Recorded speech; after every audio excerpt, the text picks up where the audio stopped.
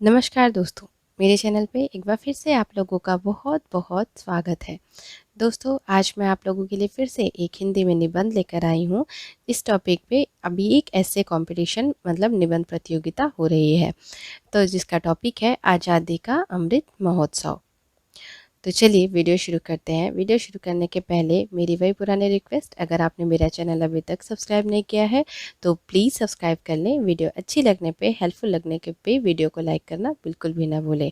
और please bell icon को ज़रूर प्रेस कर दें ताकि जो भी मैं ऐसे डालूँ उसकी एटलीस्ट नोटिफिकेशन आप तक पहुँचे। अगर आप लोगों को वो मतलब ऐसे या फिर निबंध या कविता हेल्पफुल लगे तो आप एक बार उसे देख सकते हैं, और अगर नहीं तो कोई बात नहीं। तो चलिए वीडियो शुरू करते हैं। यह महोत्सव है आज़ादी के इतिहास का। यह महोत्सव है आज़ादी के इतिहास का, नए संकल्पों के साथ का, नए संकल्पों के साथ का, आत्मनिर्भरता के आगाज का, और भारत के विश्व गुरु बनने के एहसास का। तो दोस्तों, इन्हीं चार पंक्तियों के साथ मैं अपना निबंध शुरू करती हूँ। आप चाहे तो ये चार पंक्तियाँ, ये स्लोगन आप अपने ऐसे में भी इंक्लूड कर सकते हैं, नहीं तो इसी से रिलेटेड आप अपने मतलब दूसरा भी बना सकते हैं। तो फिर चलिए शुरू करते हैं। हमारा भारत अपने संस्कृति तथा सभ्यताओं की वजह से ही पूरे विश्व में जाना जाता है। हमारी संस्कृति भले ही पुरानी हो, परंतु वो आज भी हमें सही दिशा दिखलाती है। हमारे देश की आज़ादी को 75 साल होने वाले हैं। इस सुनहरी आज़ादी के लिए कई वीर हंसते हंसते कुर्बान हो गए थे। उस समय प्रत्येक भारतीय आज़ादी की सुबह का स्वप्न लेकर ही सोता था। उस स्वप्न को पूरा हुए अब 75 वर्ष होने वाले हैं। इसी खुशी का जश्न मनाने के लिए ये अमृत महोत्सव मनाया जा रहा है।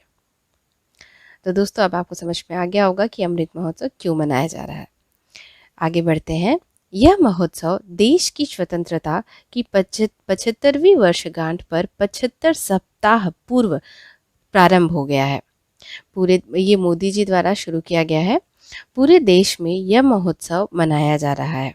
मतलब अपने अपने स्टेट वाइज भी मनाया जा रहा है। जहाँ जहाँ पे इसका बहुत ज़्यादा किसी किसी जगह पे महत्व था, तो सबका अपना अपना सब हर प्रत्येक राज्य में अपने अपने तरीके से ये मनाया जा रहा है। 12 मार्च 1930 को राष्ट्रपिता महात्मा गांधी जी ने नमक सत्याग्रह की शुरुआत की थी। यह एक ऐतिहासिक घटना थी। 2020 में इस सत्याग्रह को 91 वर्ष पूरे होने पर प्रधानमंत्री मोदी जी ने साबरमती आश्रम से अमृत महोत्सव की शुरुआत पद यात्रा को हरी झंडी दिखाकर की। यह पद यात्रा दांडी तक जाएगी।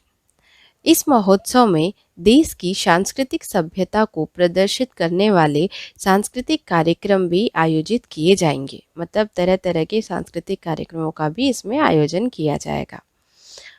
इस महोत्सव के जरिए मोदी जी के आत्मनिर्भर भारत के स्वप्न को भी सभी लोगों तक पहुंचाकर आगे बढ़ाने की कोशिश की जाएगी, जिसके अंतर्गत वोकल फॉर लोकल अभियान को भी आगे बढ़ावा दिया जाएगा, जिससे हमारा देश आत्मनिर्भर भारत बनने की ओर अग्रसर हो।